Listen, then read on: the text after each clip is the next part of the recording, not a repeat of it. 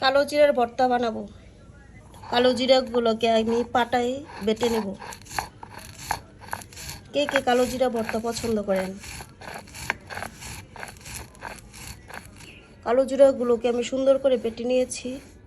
আর এখানে পেঁয়াজ, রসুন, কাঁচামরিচ এগুলোকেও আমি বেটে নেব সুন্দর করে। শিলপাটায় ভর্তার মজাই আলাদা হয়। এখানে আমি অল্পটা আদা নিয়েছি, আদাটাকেও বেটে নেব। এখন সবগুলোকে একসঙ্গে আবার বেটে নেব আমি।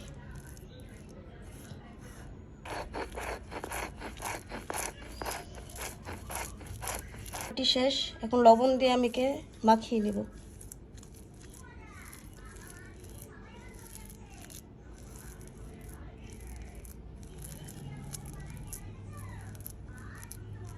এই তো কালো জিরা ভর্তা রেডি। শিলপাটায় বাটা কালো জিরা ভর্তা আমার।